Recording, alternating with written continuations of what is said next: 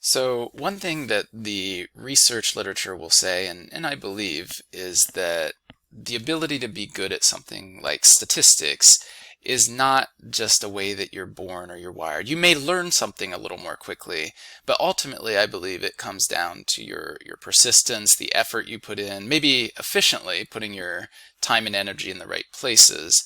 But I'm going to take a look here at persistence. So this is measured when they were in high school, when the participants were sophomores in high school, and their statistics GPA in college. And I want to see if how much of a connection there is, and then when I run my regression to see how well I can predict their statistics GPA just by knowing their level of persistence in high school.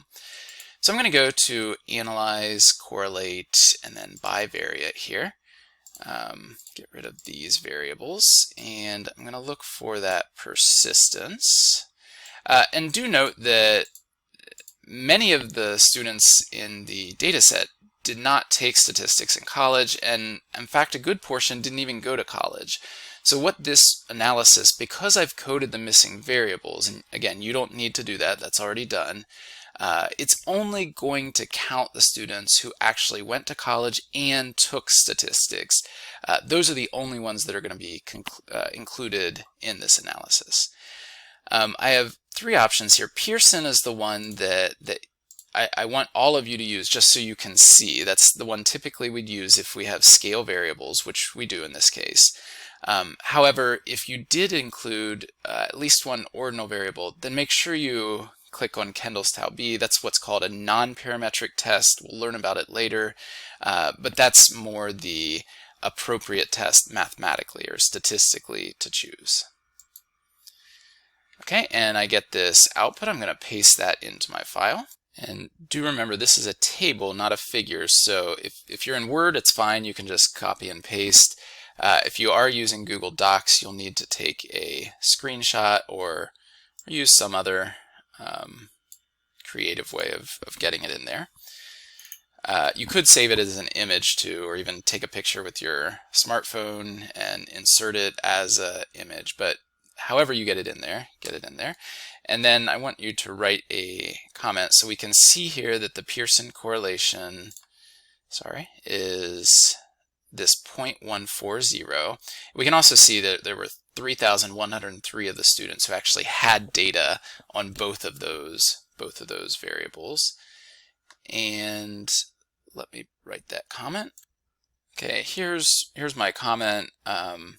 You can pretty much copy this first line verbatim, just substitute out the variables, of course, and make sure that you do notice if it's the 0.01 level that your output says, and make sure that you put your correlation in, not what I have here.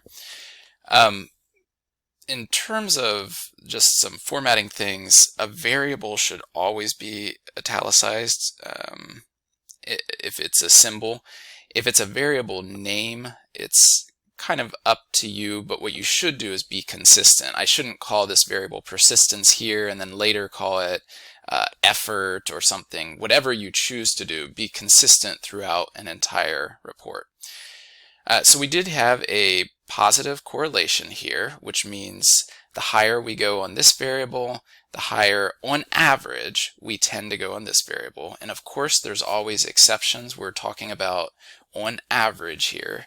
And so I can write that in plain English then, that the students who demonstrated more persistence, or the more persistence they demonstrated in high school, the higher their statistics GPA or statistics grade tended to be in their college classes. And again, this is only applying to students for whom we have data on both variables. If it was a student who didn't even take statistics or didn't even go to college, this outcome has nothing to do with them. This is talking about a specific segment of the population, namely the population of students who we have data on persistence and who took statistics classes. It is from their transcripts, so this isn't self-report. It is a little more reliable than that. one other thing, we haven't mentioned statistical significance. We won't get to that until later in the course.